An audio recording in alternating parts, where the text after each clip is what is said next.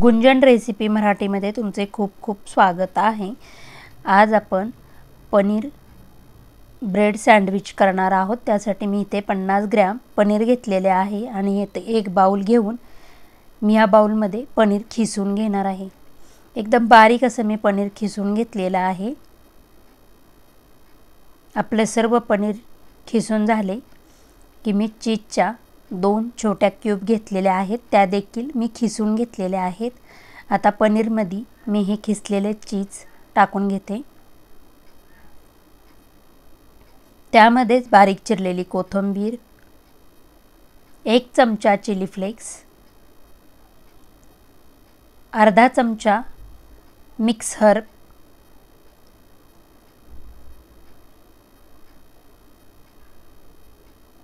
अर्धा चमचा काळी मिरी पूड आणि चीज मध्ये मीठ असतं पण पनीरला आपल्या मीठ लागावं त्यासाठी मी थोडंसं इथं चवीनुसार मीठ टाकून घेत आहे आणि हे सर्व आपण मिक्स करून घेणार आहोत। छान असं आपलं पनीरचं सारण तयार झालेलं आहे।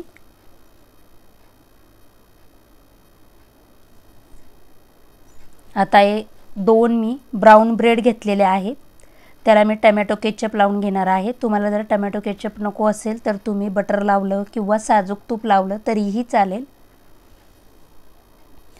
मी दोन्ही ब्रेडला टोमॅटो केचपच लावून घेतलेला आहे आणि त्याच्यावर थोडासा चाट मसाला टाकून घेतलेला आहे। आणि आता पनीरचं जे आपण सारण तयार केलेलं आहे ते आपण ब्रेडवर टाकून घेऊया।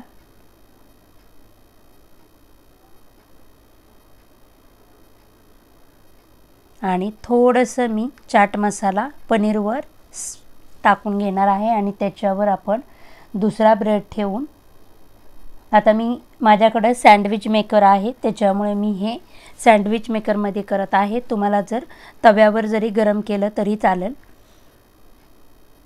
सँडविच मेकरला मी बटर लावून घेतेय आणि तयार केलेलं आपलं सँडविच त्याच्यामध्ये ठेवून दोन्ही बाजूने मी छान असं ते खरपूस भाजून घेणार आहे। एक 5 मिनिटांनी तुम्ही बघू शकता आपली एक बाजू भाजली गेलेली आहे। आता पलटी मारून मी खालची बाजू देखील एक 2 ते 3 मिनिटात खरपूस अशी भाजून घेणार आहे। गॅसची फ्लेम एकदम लो ठेवूनच आपण हे सँडविच भाजून घ्यायचे आहे। अशा पद्धतीने आपले पनीर सँडविच तयार झालेले आहे। तुम्ही आवाज बघू शकता एकदम क्रिस्पी असे आपले हे सँडविच तयार झालेले आहेत। तुम्हाला जर माझे व्हिडिओ आवडत असतील तर प्लीज लाईक, शेअर, सबस्क्राइब करा। एक सँडविच मी तुम्हाला कट करून दाखवते। खूप सुंदर असं आपलं पनीर सँडविच तयार झाले आहे।